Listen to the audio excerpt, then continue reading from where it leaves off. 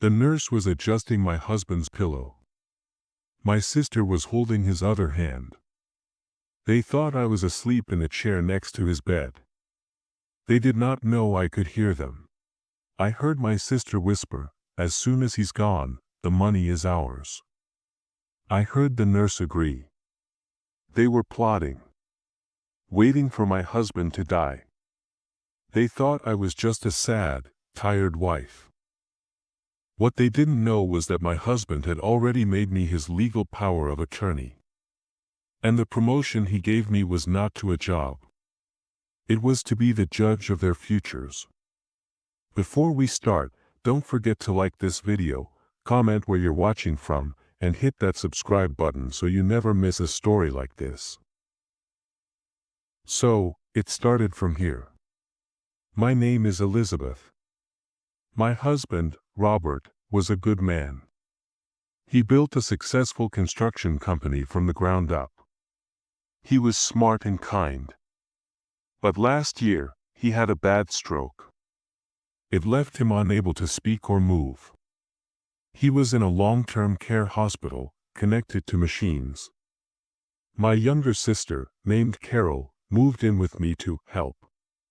She said she would take care of me while I took care of Robert.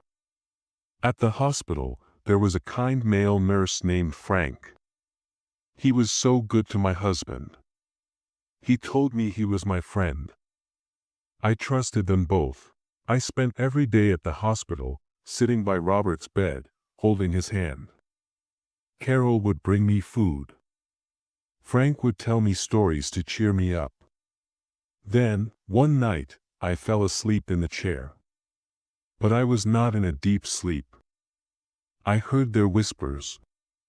Carol said, "The doctors say it could be any day now. Are the papers ready?" Frank replied, "Yes.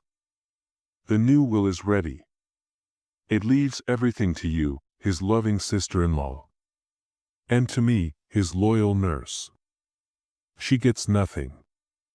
I felt the blood freeze in my veins. They had a fake will. They were waiting for him to die so they could steal everything. My grief was their opportunity. My sister, and the man I thought was my friend, were vultures waiting for a lion to fall. My own son, named Peter, had warned me about Carol. He said she only cared about money. I did not listen to him. I did not open my eyes. I did not let them know I had heard. I pretended to be asleep until they left the room. The next morning, I did not go to the police. I went to see my husband's lawyer, a sharp woman named Ms. Hayes. I told her everything. She looked at Robert's real will. It left everything to me, and then to our son, Peter. But then she showed me another document. A more powerful one. It was a durable power of attorney. Robert had signed it 5 years ago.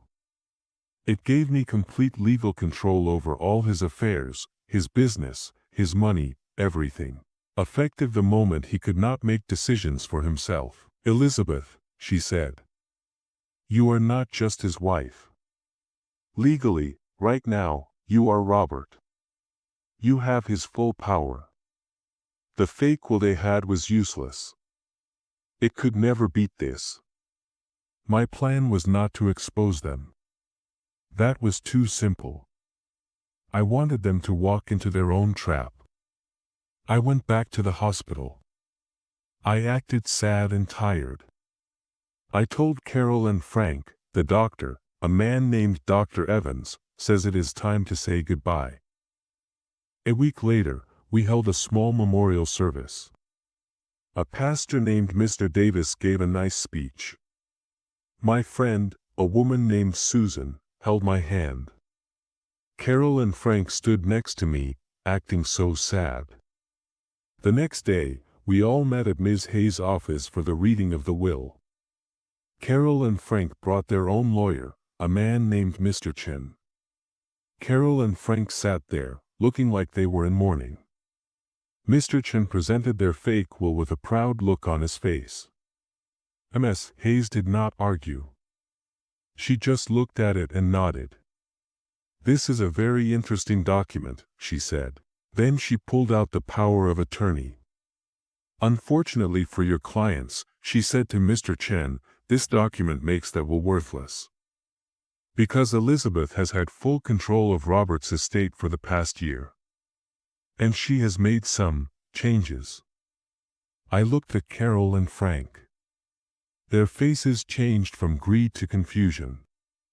"That's right," I said, my voice quiet but strong.